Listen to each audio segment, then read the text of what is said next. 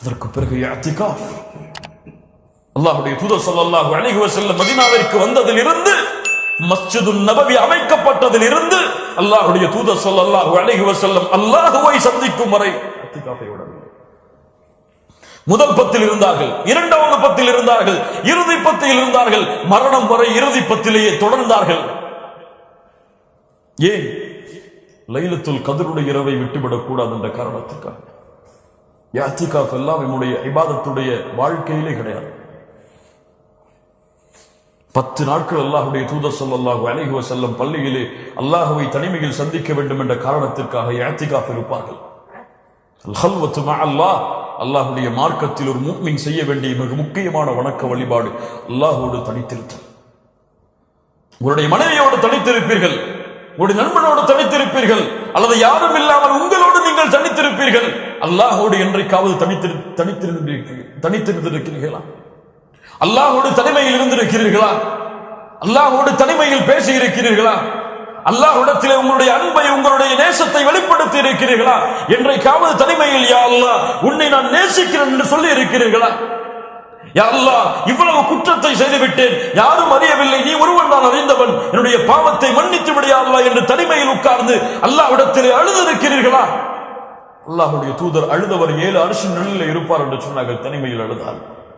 அல்லாஹ்வுடைய தூதர் ஸல்லல்லாஹு அலைஹி வஸல்லம் சொர்க்கத்திற்கு நீங்கள் எளிமையாக நுழைய வேண்டும் என்றால் மக்கள் உறங்கும் பொழுது நின்று தொழுங்கள் என்று சொன்னார்கள்.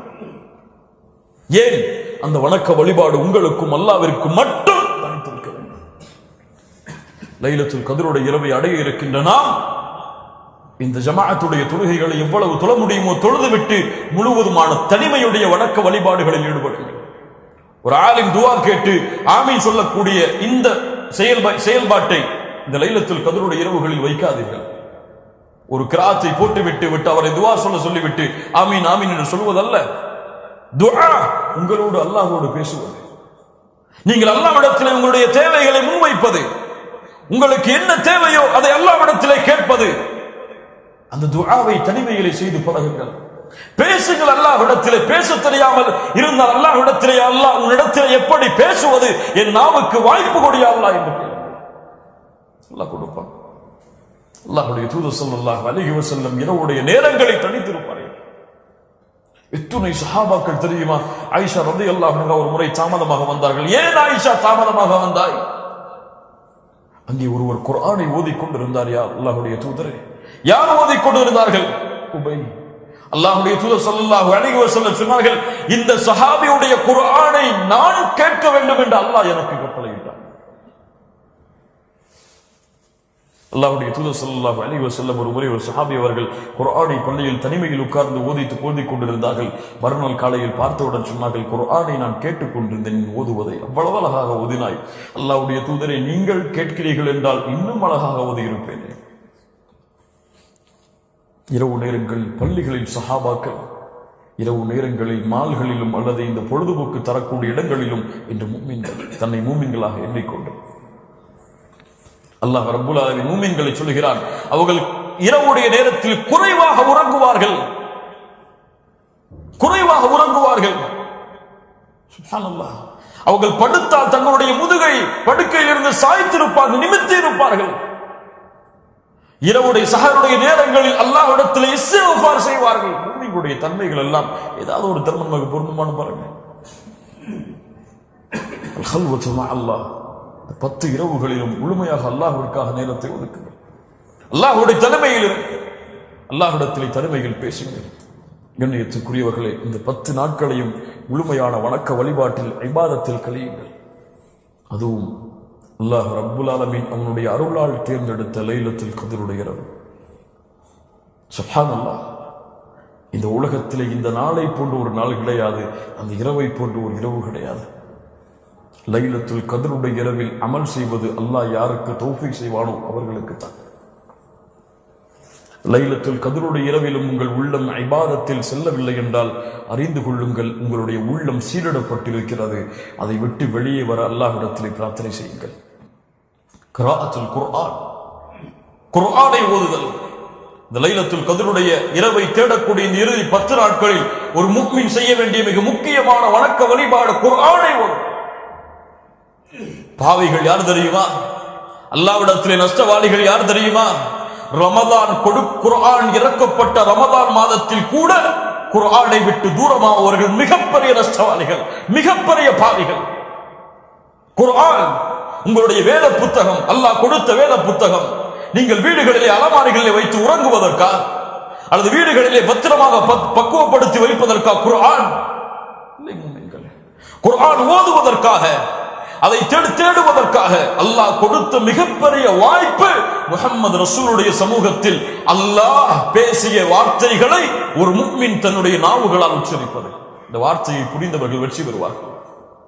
அல்லாஹ்வுடைய வார்த்தைகளை அல்லாஹ் நம்முடைய நாவுகளால் உச்சரிப்பதற்கு வாய்ப்பு கொடுத்தது அல்லாஹ் இந்த மூமின் சமூகத்திற்கு செய்த மிகப்பெரிய அருள். இந்த அருளை விட்டு தூரமானவர்கள், அல்லாஹ்வை விட்டு தூரமானவர்கள். அல்லாஹ்வுடைய கலாம் அது படைப்பல்ல, அல்லாஹ்வோடு இணைந்தது. அல்லாஹ்வுடைய சிஃபத் குர்ஆன். அல்லாஹ்வுடைய தன்மையை விட்டு தூரமானவன் அல்லாஹ்வை விட்டு தூரமாகிறான். எத்துணை பேருக்கு சூரத்துல் ஃபாத்திஹாவை ஓதத் தெரியாது?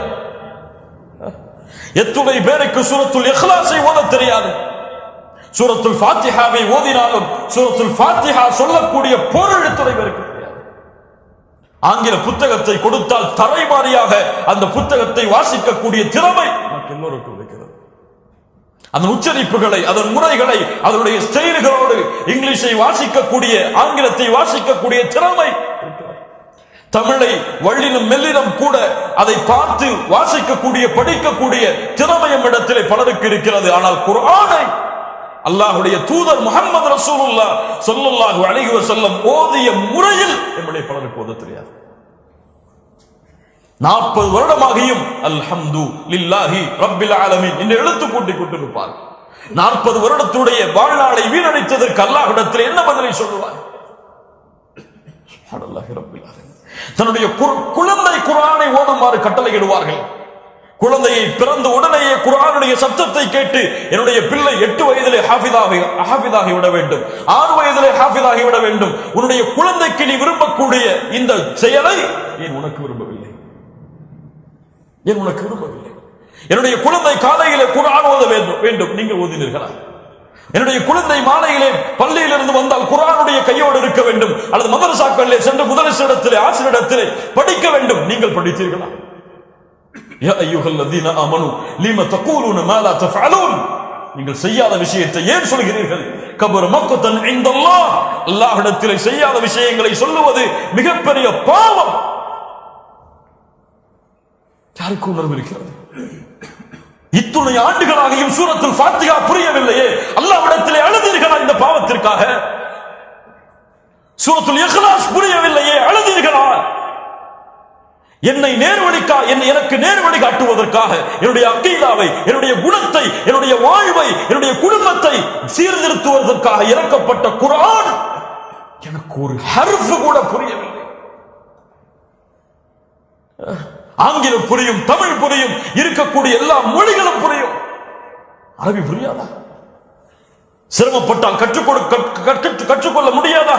கற்றுக்கொண்டவர்கள் எல்லாம் சிரமப்பட்டு கஷ்டப்பட்டு வாழ்நாளை கொடுத்துதான் கற்றுக்கொண்டார்களா? எளிதான மொழி.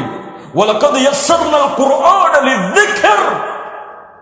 குர்ஆனை எளிதாக ஆக்கி வைத்திருக்கிற நினைவு கூறுவதற்காக.